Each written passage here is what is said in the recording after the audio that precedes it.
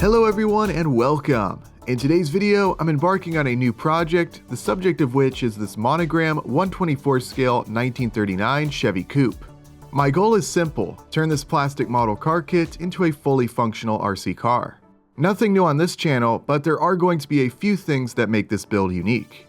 This project in a way can be seen as sort of a continuation of a prior build I recently completed, featuring a 1965 Shelby GT350. That project really put the emphasis on scale realism as well as experimenting with some tiny RC electronics. I'm using those same RC electronics for this project, and I'll be attempting to take the scale realism even further. Like with the Shelby, I'll be attempting to document this build in a lot of detail to aid anyone looking to do a similar project themselves. Over the years, I've showcased the CAD design process of a bunch of 3D printable parts, which are used to convert these plastic models to fully functional RC cars.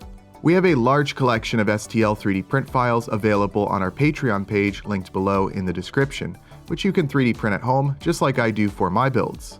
I've decided for this project, I'm going to be putting myself in the perspective of one of our Patreon members. I won't be designing any new parts for this project. Anything I'll be 3D printing for this car must be from an STL file currently available for download on our Patreon page. Any custom part will otherwise need to be fabricated by hand. I'm building this car from the perspective of a hobbyist who has the tools, materials, and access to a typical FDM 3D printer, but cannot or does not want to install CAD software and design their own custom parts. So if this build looks cool to you, certainly consider giving it a try yourself. But that's the goal and the rules I've set for myself for this build, so let's go ahead and have a look at the model kit. This here is the 1985 issue of this 39 Chevy Coupe from Monogram. This kit, however, has been updated and released numerous times over the years, and there's even a delivery van version which was reissued earlier this year. So if you're interested in doing a similar project to what I'm showcasing here, don't think that you need to specifically get one of these older issues of this model. As far as I can tell, the newer versions of this kit use essentially the same parts. Overall, the kit looks very nice. This particular one has a few items that have been put together, and a few insignificant parts are missing, but I should have everything I need to complete the car. Overall, it's molded quite well and shows some good detail.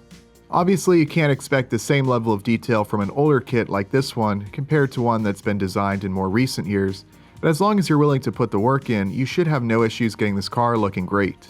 The more I look at and the more I brainstorm this kit, I actually really like the way it's laid out in these three pieces. Obviously, everything drivetrain and suspension related is going to be mounted to the frame, just like on the real car. And then this frame piece fits really nicely onto the floor pan, whatever you want to call it. I'd like to figure out some way to secure the frame via screws so it could be removed relatively easy rather than just gluing it in. I'll see what I can do on that. But then I've got a great place right here under where the trunk would be. It'll be hidden, and that's where I can put all the electronics. And this body shell, it just fits snugly right into place. So I don't even think I'll have to use any magnets or screws or anything. I can just have it press fit into place, pop it right off if I need to access the electronics, change the battery. So I really like the way this kit is set up basically. I think it's gonna be really well suited for an RC conversion. I'm planning to build the car pretty much like it's shown on the front of the box, though maybe minus the flames. Sort of an 80s era street rod look, no crazy slammed suspension or other extensive modifications. I'm going to try to keep it pretty simple, just a driver basically. Overall, I'm liking how this kit looks, and I think it's going to be a great base for this custom RC build, so let's get started. I'm going to go ahead and start by getting the motor mounted to the chassis, and I've got a pretty good idea in my head how I want to lay everything out. This is how the model kit's engine and transmission fits on the frame. And what I want to do is basically just cut off the transmission, and in its place, I'll put this little N20 motor. Should fit nicely, and you won't even really see that motor once the body is in place. Now I do need the motor to sit down low enough, not only because ideally I'd like to not have to modify the transmission tunnel at all, but also I want the angle from the motor to the rear axle not to be too steep. I want the drive shaft to be relatively level. To get this motor to sit down low enough, I think all I'm gonna have to do is cut out the cross member right here, and then using styrene build a cross member that sits lower down so the motor can sit something like right here. So since I don't want to have to do any 3D design work for this project, I want to use parts that already exist. Either I'm going to fabricate them or use something that's already available on Patreon. And this here is just a simple N20 motor mount for the FFR SC1 chassis. It's got a nice flat bottom. Once I fabricate that new lower cross member, I can just use this mount to secure the motor to it. Nice and easy, at least I think. Obviously, I don't want the cross member to sit too low to the point where it might start to drag on stuff, but I don't think that's going to be an issue. This car is going to sit up fairly high. I am missing a few parts to this engine. This is an older kit. Some of the stuff has already been put together. I can rob parts out of other kits or kind of custom make something, so it should be okay. Let's make some cuts and see what I can do.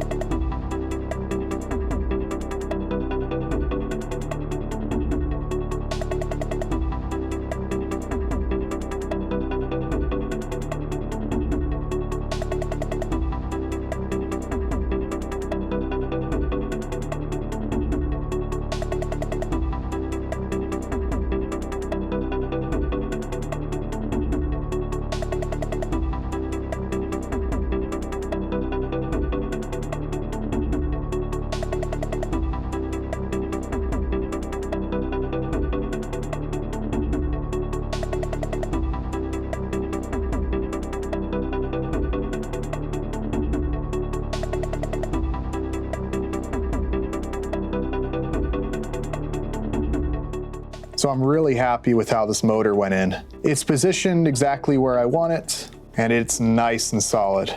It also fits underneath the floor perfectly. There's gonna be no need to cut or remove any material. I mean, that's like factory. It looks great and it's gonna work great too. I think once the firewall goes in and the engine goes in, the hood and grille go on, that motor isn't even gonna be that visible from the top side. So now what I need to do is modify this engine and transmission piece, cut away the transmission, and get it so that it'll fit around the motor.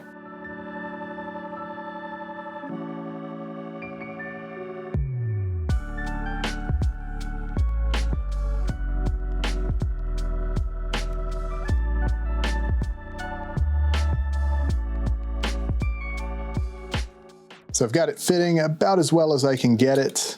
Obviously a little bit of a compromise having to take a chunk out of the engine. However, I think that's gonna look pretty good.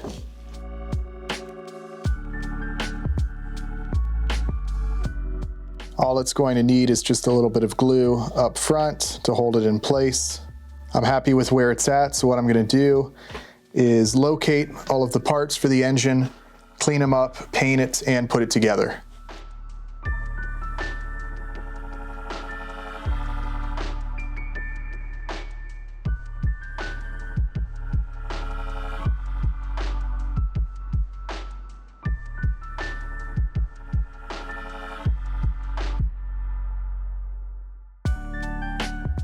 Not really doing anything fancy here with regards to putting together that 427 big block. I love the supercharged dual carb setup. I'm not going for perfection here with the paint. I want sort of a grimy, oily, weathered look. I'm not planning on doing like a rat rod or anything like that, but I do want the engine to look used and a bit oily.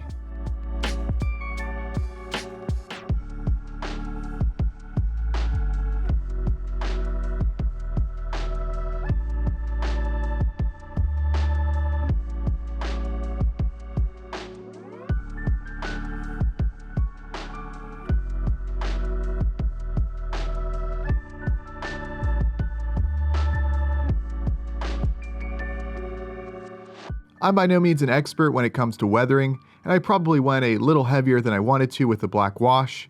I do really like the way that it sort of dulled down the chrome though. I think it looks a bit more authentic that way. Of course, the SS427 lettering on the valve covers really pops out with a little detail work. All I used was some Rust-Oleum spray paint, watered down black acrylic paint, and a couple of colored pencils and pastels for weathering.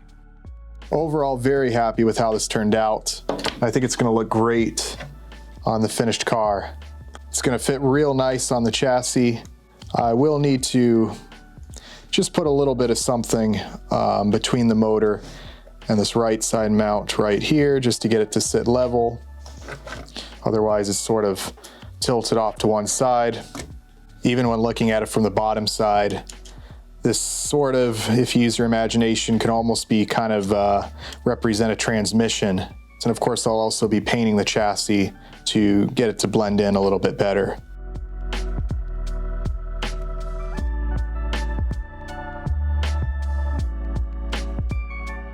In case you are wondering, there should be a piece that goes on the back of the supercharger here. However, that was missing from the kit.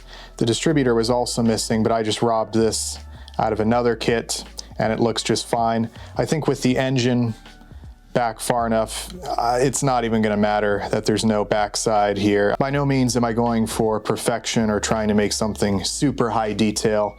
No wires, no hoses, no fuel lines, nothing like that. Just something quick and simple to put together and give you something to look at under the hood. Just something to add some nice detail to the car.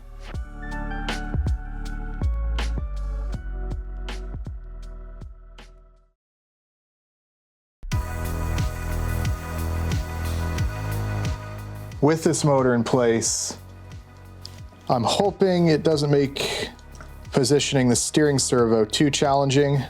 I'll be removing this cross member piece right here and somehow positioning this servo about where it is right now. The shape of the fenders is going to make it a little bit difficult, but I think it's going to sit down low enough to where I can tuck it away underneath and get the spline centered up between the frame rails. Getting the front steering and suspension set up could pose a little bit of a challenge. I think that's really the only thing about this build that could be a little bit tricky. Everything else I think is going to be really straightforward. Well, I certainly hope so, but I'm going to conclude this first part of this build series right here. Don't click away yet though, as I'm going to be doing some giveaways in conjunction with this project, which you might be interested in. But I've got the motor mounted and a great looking detailed engine cover to go over top. So far so good. If you're interested in doing a similar project yourself and want access to the STL files, as well as help make more videos like this possible, you can become a Patreon member using the link below in the description. Now, with this being a multi-part build series, I thought it would be fun to do some giveaways along the way as this project progresses. I'm thinking maybe some apparel, maybe some RC accessories, along with probably an assortment of junk that's taking up space in the shop. So maybe don't get too excited, I guess, but if you're interested, hit the like button. How about if this video gets over 300 likes before I finish up the next one, I'll set up a giveaway for you all. I think that'll be pretty fun, and let me know how you'd build this 39 Chevy down below in the comments. As always, thank you all very much for watching, and I'll see you next time.